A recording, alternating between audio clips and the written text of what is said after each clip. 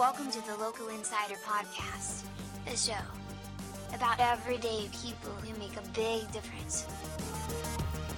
Are you ready to take control of your financial future? Make your dreams a reality at Blankenship Wealth Management. Our personalized strategies are tailored to your goals and aspirations. Trust in Blankenship Wealth Management for a brighter tomorrow. Blankenship Wealth Management, your path to financial success. David Cotner, welcome to the show. Well, thank you very much. Proud to be here.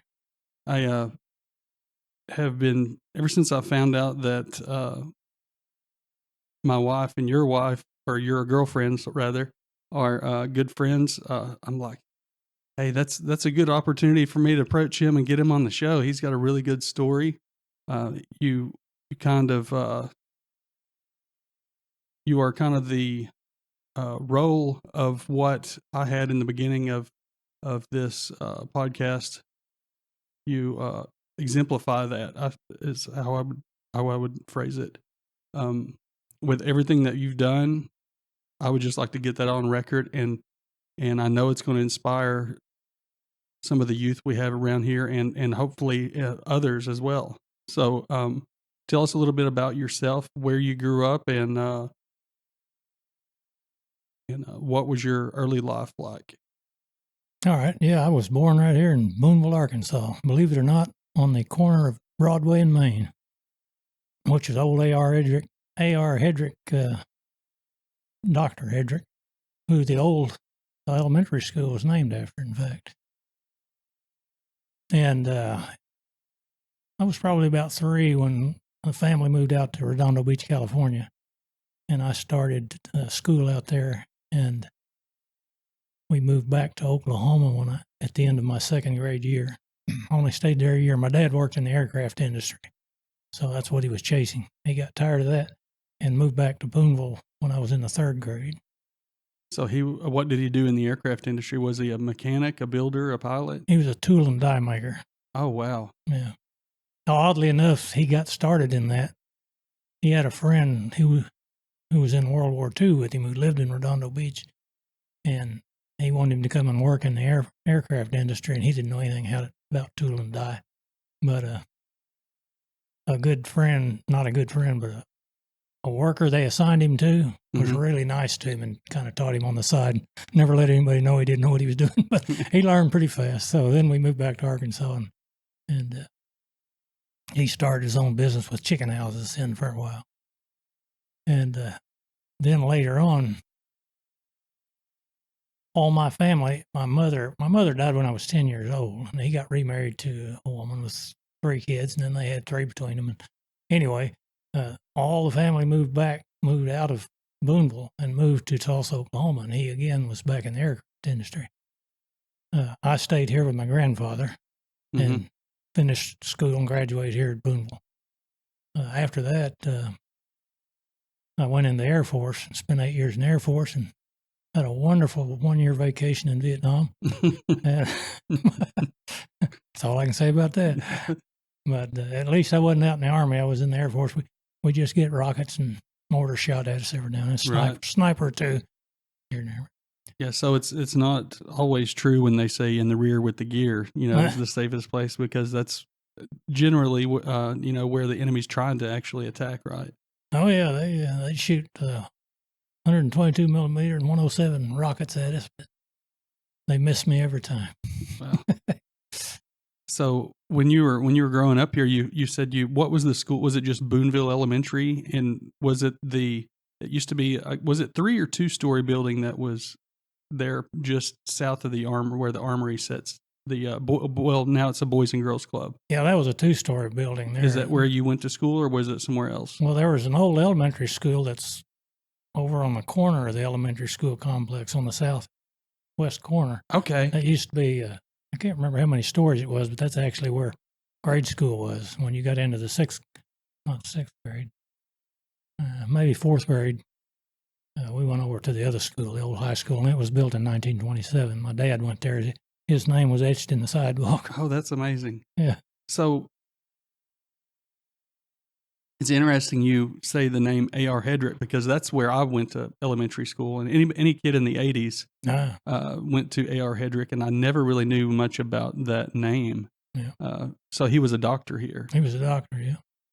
And the hospital was, or was it a doctor's office? Just a doctor's office? It was a doctor's office on Broadway. In the corner of Broadway and Main. Yeah, right where the First Western Insurance building is now. Office is. Wow. So you went to, did you run track while you were in high school, or did you start running after school? Well, the first real exposure I got to anything was when we were in the 6th grade. They had a little, I don't remember what they called it, but there was a little competition that had some elementary kids in it, and some high school kids were also in it. And we'd run by age groups. I remember I was always fast. In order to find somebody who could outrun me, I'd have to go 2 years up in my class. I had an older brother that was 2 years older, and we'd run pretty much together. I'd have to go to his class to find people to outrun me. So anyway, on that day, I ran the 100-yard dash, and I remember Coach Pascal, who was a football coach at the time, I remember him remarking to somebody, he said, "Well, that kid's as fast as faster than all our high school football boys." so that kind of got me inspired, I guess. That was probably the first spark that said, okay, I can do this. I can keep up with the big boys. So that was interesting. I know now, when your name is mentioned in social circles in town, your name is synonymous with running. And a lot of people think that you're a marathon runner, but actually you're like a drag. What was the way how was the analogy you used? I'm a sprinter. I say I'm like a drag racer. I've got a small gas tank. I can run real fast, but not very far. Okay. And that's kind of the way I was. I was never really fast, but I definitely couldn't run for long distances. So have you tried to run any marathons, or do you run marathons? No, I don't. There's actually 2 classes of muscles. You got slow twitch muscles and fast twitch muscles. I only train the fast twitch muscles. And if you're going to be a distance runner, you need to train your lungs and your slow twitch muscles, really. I see. It's really a different training routine you get into. Would it be safe to assume that if you are exceptional at long distance, you're probably not exceptional? You can't be really good at both because it's 2 different. You could probably do pretty good, but you couldn't do your best in either one if you tried to train for both of them. I see. That's what I would say. So what is your training? I'm assuming you still train today, right? Oh, yeah. I just ran this morning, in fact. Do you train every day? What I do is I run every other day, and the days that I don't run, I do a weightlift routine at home. Interesting. So, and I don't do a weightlifting program that tries to bulk me. I try to do lighter, quick, to simulate running motions. I see. In other words, if I'm doing a curl or something, I'll do it quick, like I would be running, Right. I do so many. I'm tired, and I'll do 3 sets of about 12 different exercises. So that's Bruce Lee had the same philosophy on weight training. You train for what you're going to do. You're not just training for the sake of weight training. No. You're supposed to mimic the movements and things that you do. Strength and endurance is what I'm trying to get. I'm trying to get the strength, but not like a weightlifter strength. I'm trying to get an endurance strength. Now, if you've ever run the 400 meter, anybody will tell you, when you get around over 300 meters and you get into that last curve, your shoulders are hurting, your arms are. So, you need to build that up where you can tolerate that, and throw your arms out. And then throwing your arms out in front of you lengthens your stride, which gives you that last kick down the finish to the finish line. Yeah, that's very interesting. There's a whole science to the running form, and I mean they break it down into I forget what the science is called, where the type of shoes you wear. So do you take any supplements? Off and on, but not normally. Not normally. What's your opinion on like the creatine and protein powders and stuff like that? The only thing I'm taking right now, I've taken that other stuff off and on, but the only thing I take now is a pre-workout. It just kind of boosts you up. It's got a little caffeine in it and some other stuff in it. gives you a little more endurance where you can have a little better workout, a little longer workout. Mm-hmm. So you went to Booneville Elementary, graduated high school. At what point did you decided you're going to start running and start competing, and how did that all start? I can tell you, I'll start back when I was in the manufacturing industry. I always played industrial softball. Mm-hmm. So I was always in fairly good shape because we had a long season, summer season, and regular season. And I noticed over the years as I got older, even the younger guys coming to play on the team, I could still outrun them. So when I took a job down south of Arkadelphia, managing a plant down there, they had a softball team too. But that's when I found out there was a such thing as the Arkansas Senior Olympics. So that was about 48 years old then. So I thought, well, if I can outrun those young guys, surely I can outrun the old guy. Mm-hmm. So I trained for it about a year. And the one thing I did, I was ignorant of how to train at the time. So I had me a, what do you call it, thing you run on? The treadmill. Treadmill. I ran on a treadmill for 6-8 weeks. I'm getting in shape. No way. Treadmill will not get you in running shape. No way. So anyway, when I started running out on the street, I found that out real quick. But I just worked my way into it real slow. And of course, I would want to give a cautionary tale, so I don't want to forget it. If you're starting to run, get a doctor's checkup first. Don't do something that's going to get you in trouble. Mm-hmm. I've had a couple of guys over the years chase me wanting to keep up at my age, and they'd fall because their muscles weren't ready for that. But yeah, I heard about the Arkansas Senior Olympics. I trained for it, and the very first race I ran, the reason I heard about it was because they were held in Hot Springs at the time, Mm-hmm. and I lived on Lake DeGray, which was 20 miles away from Hot Springs. Beautiful lake. I heard it somewhere through the news there. Mm-hmm. So the first race I ran, I took off, and the 400-meter dash, this guy from Warren, who's now a good friend of mine, he had just come back, and I found this out later, he had just come back from the National Senior Games, and he'd won a bronze medal. Well, we took off, and I've never been good at starting until the last few years, and he took off, and he was ahead of me till about 60 meters, and then all of a sudden I hit stride and passed him, and he was huffing and puffing trying to catch me. He couldn't do it. He told me this, I think 2 years later. He said, okay, you can outrun me in the 100, but you ain't going to beat me in the 200. And at the time I told him, before I raced him, I said, well, that's my favorite race. And so I took off in the 200, and I beat him pretty bad. He said, I thought I could beat you. No way. So that kind of started me out right there, and I've been doing it ever since. So you said you started because you noticed that you were faster in industrial softball than the industrial softball games. For some people that may not be familiar with that, when we had a booming industrial economy, which every town of any size had industries, like we had magnetics, today's plastics, Wolverine, before that, Rheem and all that. So there were so many industries that each plant would have their own softball team, and they would all compete. Yeah, I was playing at the time I was living up in the Springdale, Fayetteville area, so there was lots of teams. Mm-hmm. In fact, when I was working for Eastco Hand Tools that made all the Craftsman wrenches for Sears, they were bought out by Danner. But anyway, we had two different teams. And several other companies had a couple of different teams. So they had the A team and the B team, huh? Yeah. If you weren't good enough to make the A team, you get on the B team. I was always the B team. What do you call it? The B team star. I was just good enough to be the best on the B team, but not near good enough to be on the A team. I played on the A team on the regular season, but in the B team, in the summer league, I played for the fall league, they call them. I played for the B team because a lot of our people that played on the A team split up and went to different teams. Mm-hmm.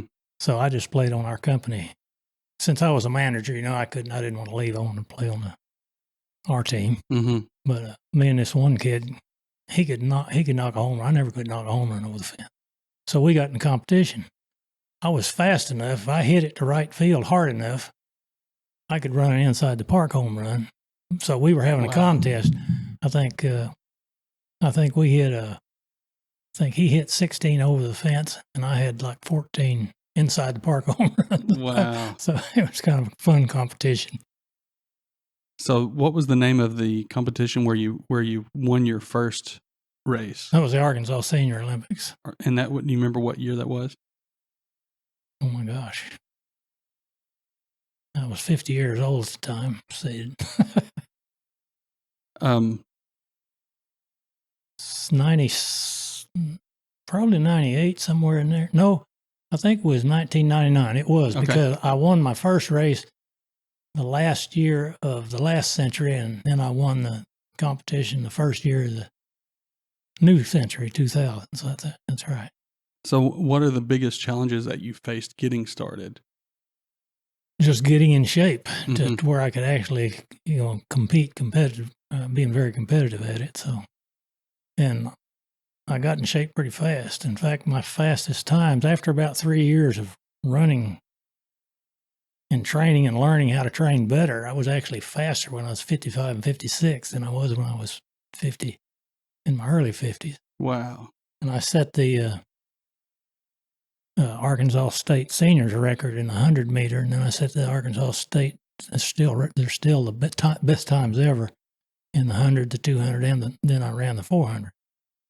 The 400's a different story. I ran in Pittsburgh in the National Senior Olympics, and I ran against the world champion in the 100 and the 200, and he beat me both of them. I came in second. But he asked me, he said, "You ever run the 400? He was a world champion in the 400 too. And I said, "I never run. I hate that race." I said, "I never ran it in high school but once." I said, "I hate it." But I thought, well, I came back after the games and I started running it, and I saw what the Arkansas record was, and it was 56, 60 something. And I thought, well, I'll train. And it took me about 2 weeks. I got below a minute. So I'm getting pretty close. So in competition, surely I can do better. So I ran it the first time I ever ran it. And, in the competition in the seniors, I beat the record by 600ths of a second. Wow. But that record still holds so far. It'll be beat. The 200-meter record won't be beat until I'll be dead and gone. Because I ran it in 23.33, which was actually faster than the world record time. But it was a handheld time, so they'd quit counting handheld, which is understandable. Mm-hmm. They went to electronic timing. So, but still within the 18 period, I ran 3 times in 23-something seconds handheld. So, wow, that encouraged me. That encourages the better you get, then it keeps you going. Right. That was my next question. Is how do you sustain? You set this goal. How do you sustain the drive for it? What is it what about it, keeps you focused? Success. Yeah. You'll hear that people say, well, you need somebody to train with. You need somebody to train. Well, I'm a good example of, I don't need anybody to train with. I train against myself, basically. I train with the clock. And a lot of kids will come out. You'll see kids in the track team. I used to help the track team out quite a bit. But they'll cheat, if the coach is on the other side and they're practicing, if they want to run 200, coach can't see, they'll cheat way up, Mm-hmm. Well, my attitude is you're just cheating yourself. If you're going to be a competitor, you need to be true to yourself, be true to what's accurate, Mm-hmm. And that means run the whole thing. And that mirrors the way life is. You're always just in competition with yourself. It's never about the other person. Yeah. That's interesting. So how did when you started training, were there resources that you used to figure out how you should train or what your stride should look like or anything like that? I'm sure you did some homework before you started that training. Actually, I started without that. I was just doing it like I did in high school, and we didn't really have a track coach. I mean, we just had 3 coaches when I was in high school. have many now, but Mm-hmm. and none of them are really tracksters. So Mm-hmm. yeah, I learned on my own. I've learned more since I've gotten into seniors than I ever learned anywhere else, and I learned a lot of it in the last 10 years. Like I never was a good starter until probably about 6 or 7 years ago. And I used the internet. I'd go up on the internet. Anything you want to see, how to start, how to run, the strategies of running in particular races, it's all over the internet. Mm-hmm. So I finally, after all those years, learned how to start. And that's what helped me win the 3 different national championships. When you're running a 50-meter dash like I ran in Albuquerque, that was my first individual gold medal. If I hadn't had a good start, I wouldn't have won that race because it's just you don't have any time to make things up. Right. 100-meter dash, I came in second in Albuquerque, and a guy from California, this is a good little story, it won't take but a minute, but there was this guy from California, and his last name was Parnell, and in the 50-meter dash, I beat him, and he came in second. In the 100-meter dash, he beat me, and I came in second. In the 200-meter dash, I beat him, and he came in second. But then he went to his specialty was long jump, and I entered the long jump just to be entering it because I don't even practice it. I just fast enough where if I happen to hit the board just right, I'll get a good time, or a good distance. But the first time he jumped, he broke the senior Olympic national record. And then the second time he jumped, he broke that one.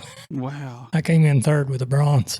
And I felt really bad about winning the bronze because there was the guy that came in fourth behind me.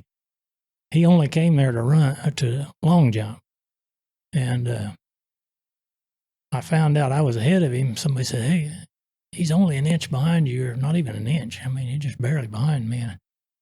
And I said, "You got another jump, don't you?" He said, "Yeah, but I'm not jumping." I said, "Why not? Why don't you jump? You only got that, a little ways to go. You can beat me and win the bronze." I said, "I don't care about it." I said, "Go for it." I felt bad because he trained for it. He would not take his last jump. He said, "I can't do it. I can't do it." Well, that right there is a lesson we can pass on right there. Don't say you can't do it. I mean, come on. Suck it up and try to get it. And that's unusual to run into somebody that would say that in the senior division. He was just defeated. He was, but, he had nothing to lose. Right. I mean, in his own mentality, he was just defeated. He just had given up. And that's a good lesson for people to learn. Mm-hmm.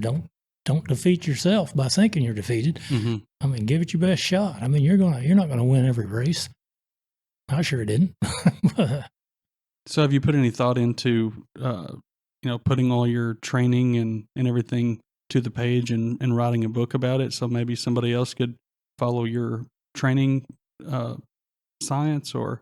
I've thought about it, but not very seriously, because there are many, many books out there by people who run like me that put those out there. The only thing that I know that I think is different than most people do is how I weight train when I'm not running. That routine I do on the weights, doing lighter weight faster, with a little more repetitions.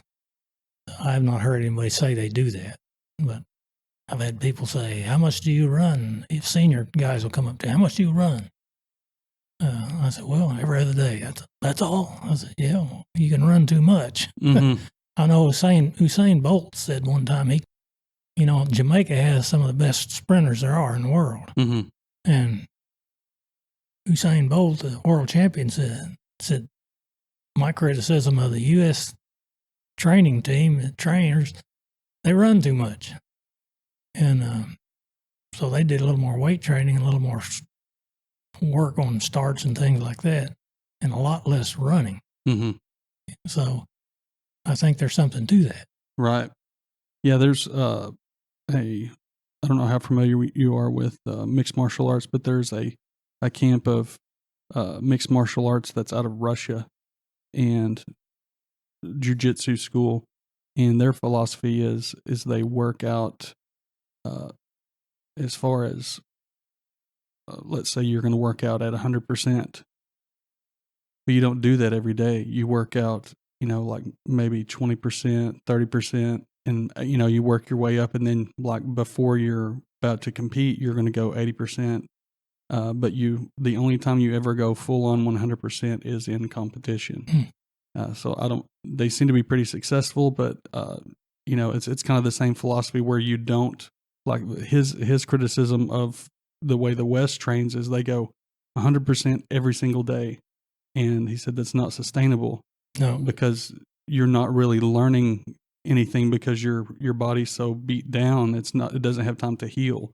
So training every other day, that seems to be a better regimen than well, obviously the other runners are running every day and yeah, and as you get older, you need more rest. Mm-hmm. But every other day you can get by with it. It's no problem. But I do run full speed when I can. I've had a lot of injuries the last couple of years, a couple of operations too. So I have to work back into it again.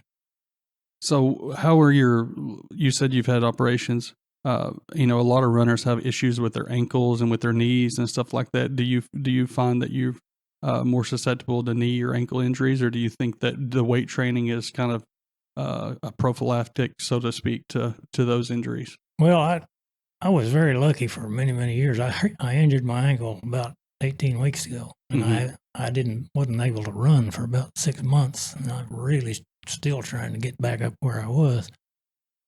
And I don't know if I will get back. I had a high ankle sprain, then they x-rayed it, and then it's got a spur on it, plus it's got some arthritis in it, so I'm still struggling. I still can't go 100%. I can go about 90, 95 at the most. But we'll see. Yeah. So do you have any tips for people out there that are wanting to compete and they they may think that, I'm not good enough, or what's your advice to them to dealing with doubt? Just get out there and prove it to yourself. I trained by myself, so I learned a lot of self-discipline. Mm-hmm. And I think if you train with somebody, that's good, and you can train more that way, but it may hold you back because we were talking about the martial arts not training to 100%. In track, you have to know how fast you can go. You need to know, so I don't overdo it. Mm-hmm. I mean, in other words, I'll come out there and sprint usually 1,000 to 1,200 meters totally, but it'll be a combination of a few 100 meters, maybe a couple of 200s, maybe even a 400 or a few 300s. I mix it up, depending on how I feel. Right. So you have to set that baseline to know what your best is. That way you can train to be better than that. And the other thing I've learned, if you don't, you'll get in competition. You got a little more juice flowing through you when you're in competition, and you'll stride harder. And when you do, the next day you're going to be sore because you're not fully extending like you are in an all-out race. Mm-hmm. So I learned train in all out. At least once a week I'll go out there and run as fast as I can, just to keep those muscles stretched out and where they need to be. You asked me a question about what advice I would give to others in track.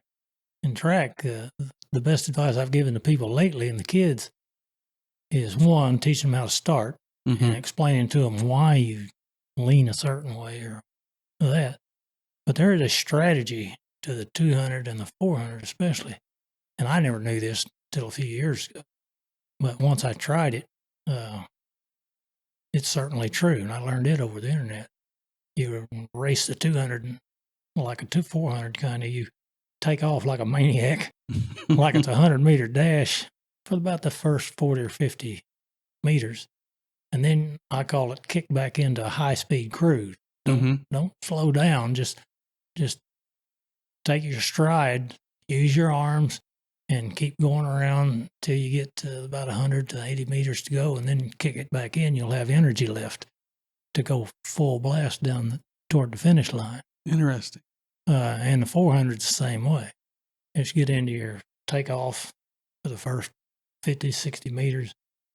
And what it does to the high school kids that don't know what you're doing, you're taking off like a 100-meter dash, and they're naturally going to try, I got to keep up with him. Mm-hmm. So they'll gas it out, and then they may even pass you. They may even pass you a little bit. And they're just gutting it out to pass you. Well, by the time they get to the last 80 to 100 meters to go. They have no extra gear to shift into, and you do.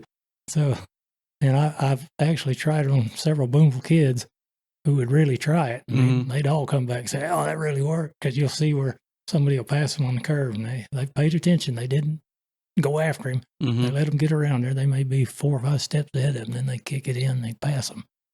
And the kids will struggle, try to keep up, and they can't do it. That's neat. So even the short distance running, like, you said the 200, it's not an all out sprint the entire time. It's not just.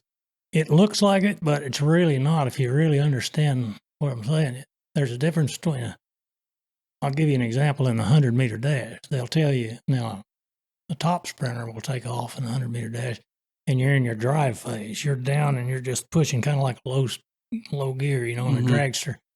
You're push, getting your torquing out. And then when you get about 30 meters out, then you stand up straight and get on your toes and start really using your arms.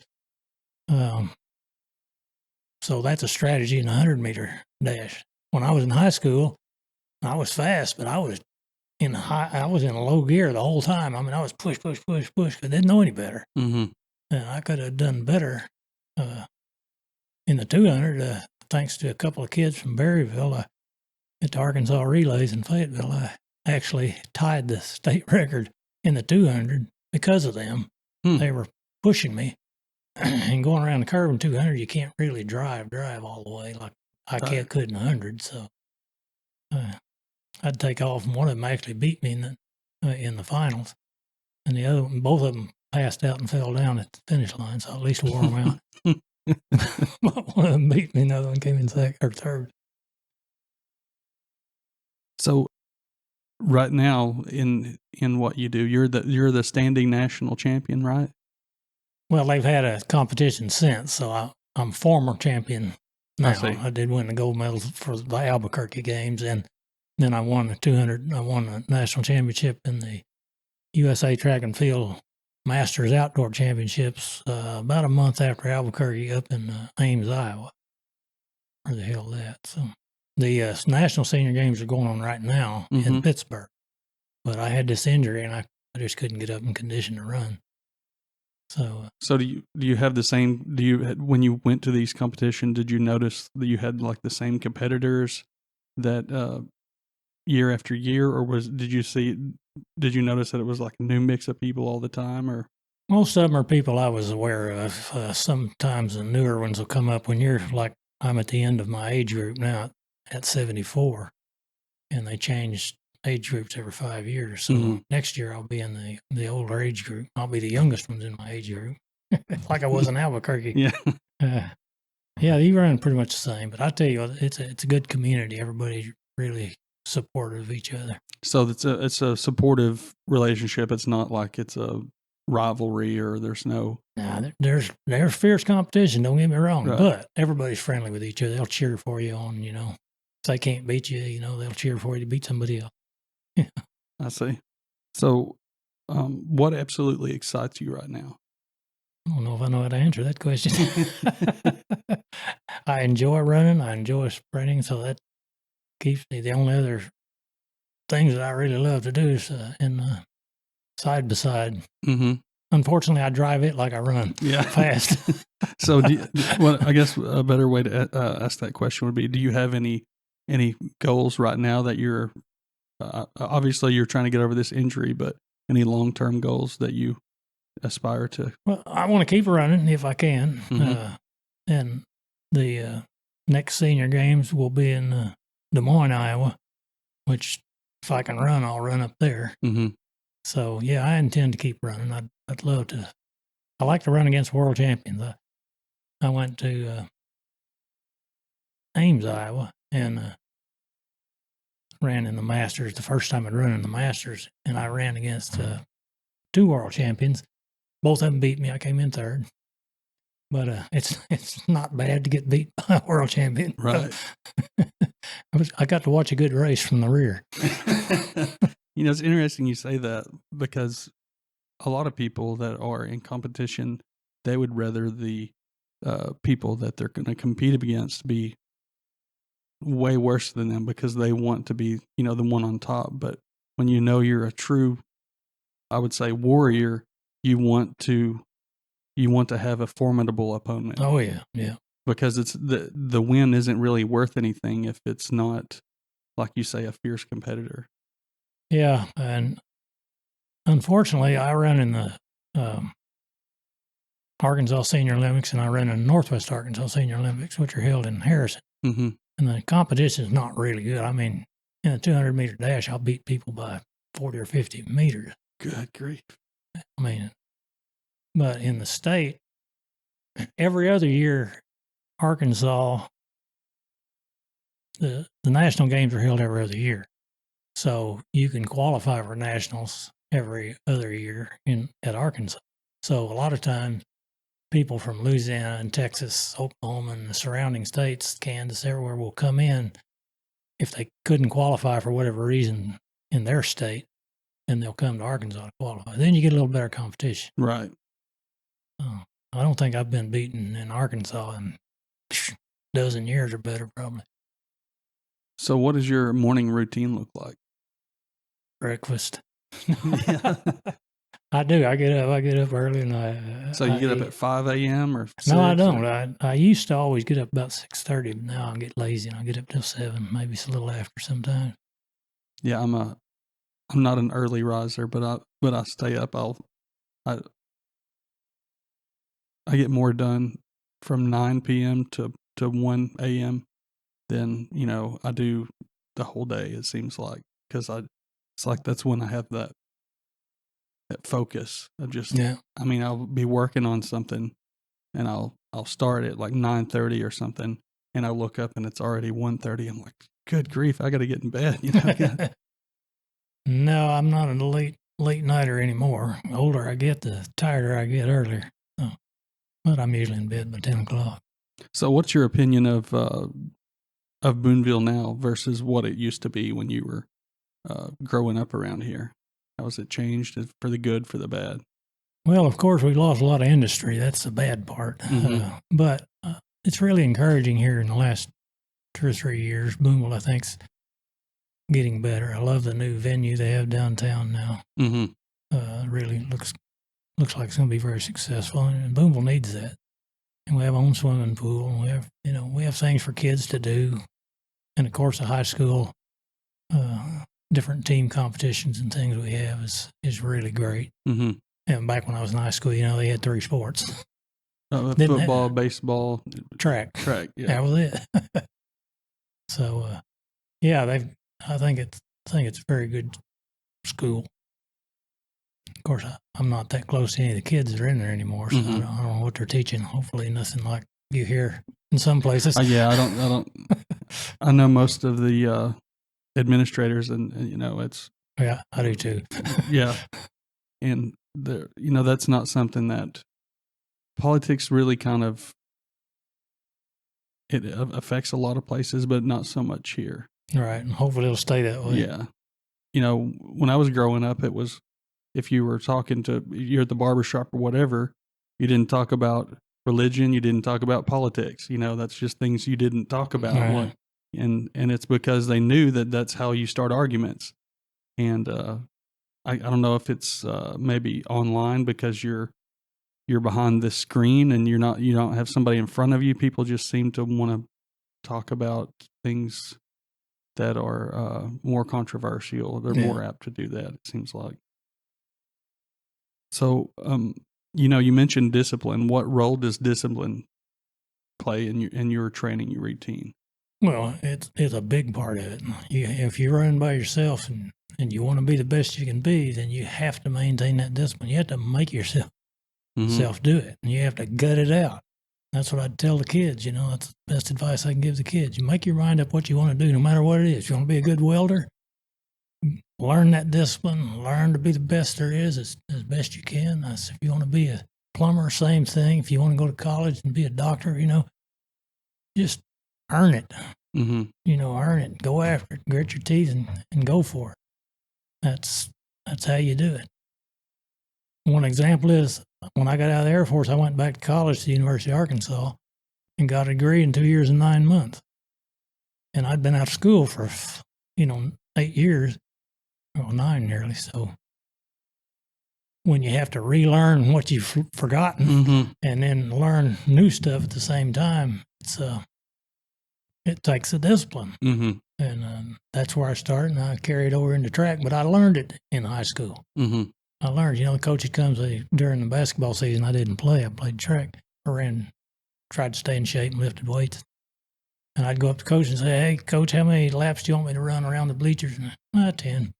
He'd tell me 20, I'd run 20. I didn't care, But, you just learn to do it on your own. Compete against yourself and trying to get better. Right. Seems like it's a muscle. If you set, what would be to somebody that's an expert, it wouldn't really be a goal at all. But to somebody just starting out, the goalpost may be really short, and you achieve it. It strengthens that muscle. The success does. So you set another goal that's a little further out, and that's what's addictive, is knowing that you're achieving those goals. So what was one of your early goals when you first started? Like, was it a competition, or was it a time that you wanted to get, or how did you achieve that first success that really got you addicted to it, and knowing that gave you the confidence to know that you could do basically whatever you wanted? Well, when we talked about earlier, that very first Arkansas Senior Games, I had no idea what a good time was. And I just knew I was pretty fast. And then when I beat the guy that just got back from Nationals, that automatically gives you a big boost. Say, well, if I can beat the guy that came in third, I might have beat the guy that came in second. So I thought, well, I can already compete pretty well, and I'm not really in the best of shape yet. So I don't know how to say it other than this. You just self-discipline yourself. It's like when you tell a kid, and you've probably told people the same thing, save a dollar out of every 10 you earn, and by the time you're 40 years old, which when they hear 40, you think, oh my God, that's old. No, not really. Yeah. You'll have a lot of money saved. You got to get the discipline. I have one friend who's young. He's approaching 30 now, and I told him that years ago that save that money. And by golly, he does. He does. He wants something. He wants a four-wheeler like mine or side-by-side like mine, but he won't buy it because he doesn't want to reach into what he's been saving. That's a smart thing to do. Right. If people would latch onto that and try it, you'd be surprised. So what is your everyday carry? What do you carry with you every day? Actually, I don't really carry anything with me on my pocket other than my keys, my billfold. My billfold's like a woman's purse almost. It's got everything's in there. If I lose it, I'm gone. I'm lost. So I really don't carry anything extra with me. I carry tools in my truck and junk like that. Whatever guy needs. Yeah. Everybody's got it. Every man has to have a toolbox. Oh yeah. And most of us have multiple. Well, me, I do have many. And it's funny. I asked that question to multiple people. And you would be amazed. We were talking before. You know a lot about a person by what they're carrying, what's important to them, what they need every day, and like I said, I know some mechanics and they carry like a pair of channel locks that are like 3 inches long. A police officer, it might be a window breaking tool or a seatbelt cutting tool, but that's kind of why I asked that question. Well, believe it or not, I carry a multi-tool. You know what those are? Oh yeah, like a Leatherman. Does everything. Yeah, just about. And 2, I have a solar charged flashlight. Now I just carry these in my truck. I don't obviously carry them in my pocket. Right. But it's a flashlight with a glass breaking thing with a seatbelt cutter on it, and an emergency red light and all kind of stuff on it. So yeah, I carry all that junk in my truck, so it's within reach. So why did you you made your mind up to come back to Booneville to stay here? What about this place really, you lived, you said you lived around, where was it, up around St. Louis or somewhere? Is that where you? No, Redondo Beach, California. California, okay, yeah. So well, I was just kidding. Oh, okay. So I was thinking that you moved away and you worked somewhere else. Well, I've never worked here in Booneville other than when I first got out of high school for a little while, and I went in the Air Force. And That's right. I came back to Booneville because in the 1850s, two Cotner brothers moved here from southern Illinois. One of them was my great-great-great-grandfather, who settled outside of Chisholmville. And then the Cotners had stores in Chisholmville, Booneville, Branch, and Charleston. And one of them owned a bank. And anyway, so I'm rooted here, I guess what I'm saying. I'm the last Cotner in Booneville.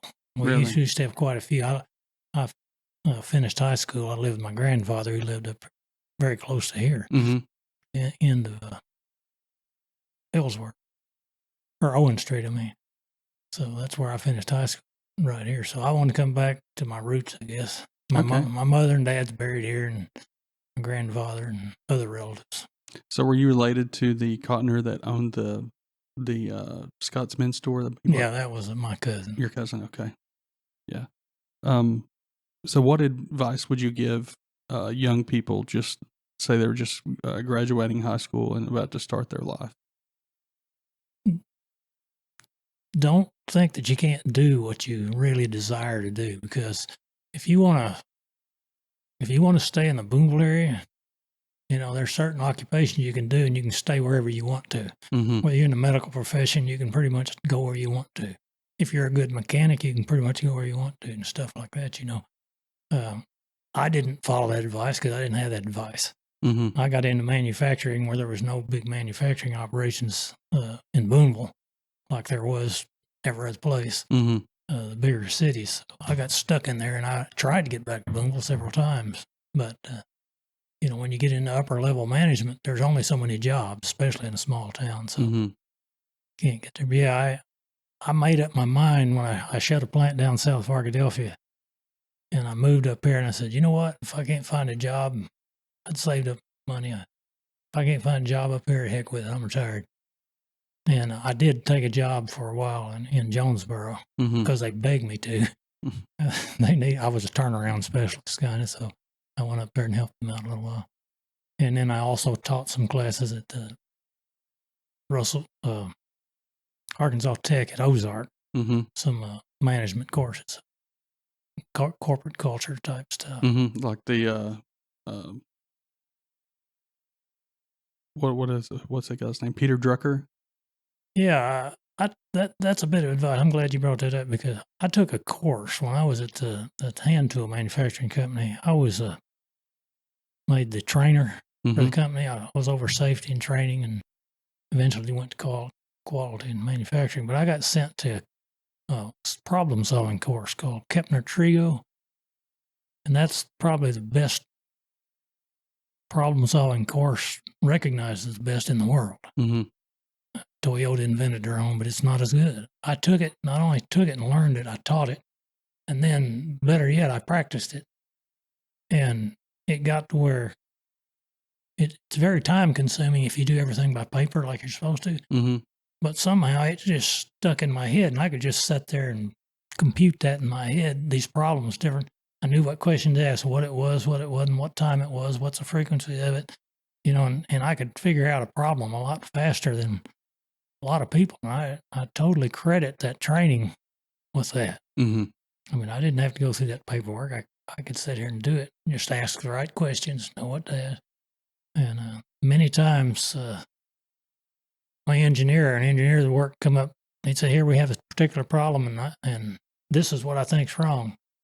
And I'd sit there and, well, did you do this? When did it happen? Did it occur at shift change? Did it occur when you changed material? Did it, questions like that, what it was and what it wasn't.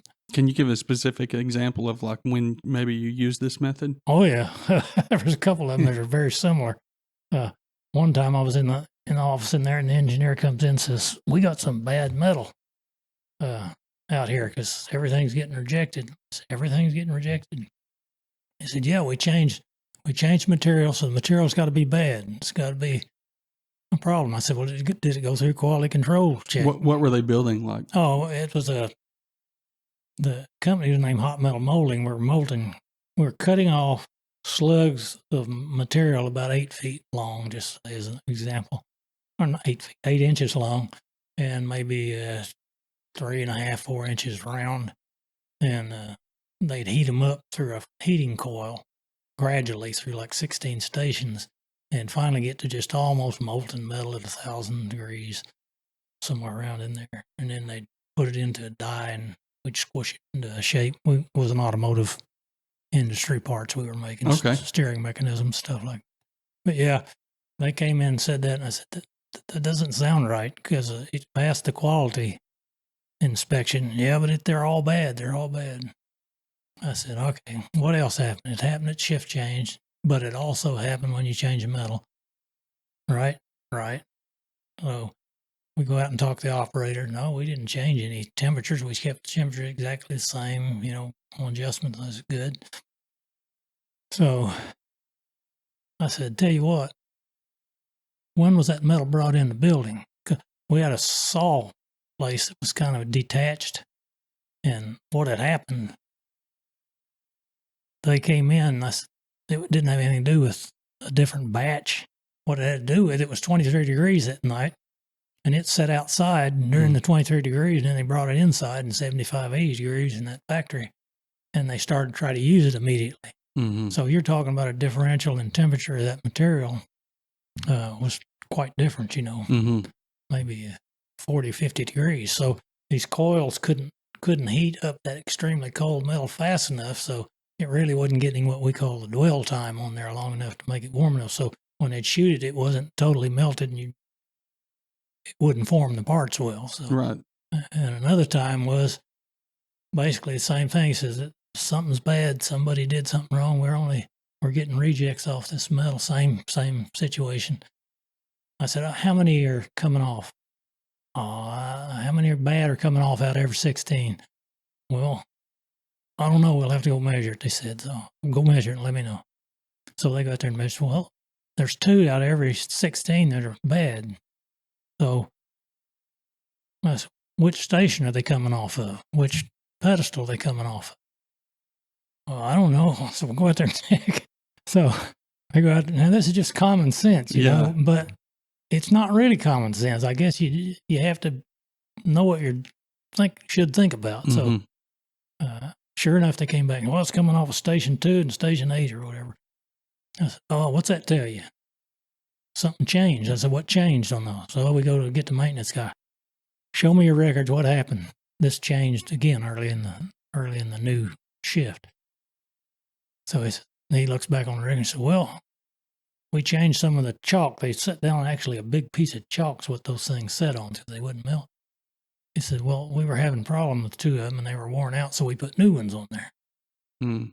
And I said, which stations? Well, on 2 and 8. Yeah. Oh, okay. So what had happened, the new chalk was this high, and the old chalk, the rest of the station were worn down here. So the stations 2 and 8 were not being heated top to bottom the same, because the top of the slug was setting up above the heat because the base was higher, Mm-hmm. So it's just simple things like that. But, if you think about it, I mean, these are engineers that are trained, but they didn't have the skills or the discipline, or didn't ever learn, to go through this one by one. What can it be? What can it not be? When did it happen? Mm-hmm. And what's the frequency of it? And just the logic of going through it. Right. But kids need to learn that. If I were going to tell a kid coming up through high school now, you want to learn something valuable, I don't care what you're doing, whether it's welding, being a mechanic, being a manager of something, you need to learn some problem solving, some logic to it. There's some good courses out there. I actually thought about teaching that when I retired, just as a consultant. Mm-hmm. I got lazy, I guess. Do you have a specific author or course that you would recommend? Well, Kepner Trigo. Kepner Trio. Kepner, Kepner -Tregoe. Kepner Trigo. Oh, TRE. GOE. No. KEPNER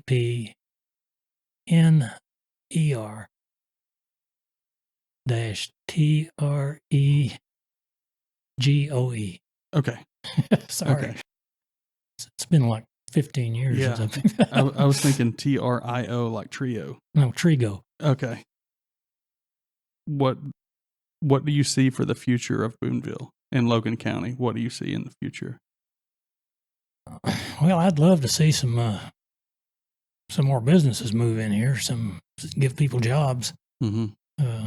I'd love to see some manufacturing. I'd love to see there's people. I'd love to see another meat packing facility come in here, because we have people that have been experienced with that.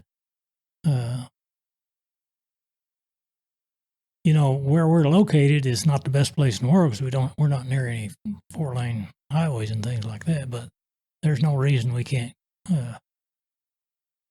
We have good resources around here and things like that. The highway is the only thing that's, I think, people look at. Mm-hmm. We want to be next to a railroad, or a rail yard, or we want to be next to the interstate highway or something like that. And there's definitely some truth to that. But, you're only talking 20-something miles. Right. So if you want to get away, this is a good place to get away. It's a good hometown. Very good. That's our motto. Good hometown. Well, David, I appreciate you coming on. Thank you. I enjoy being here. Appreciate it.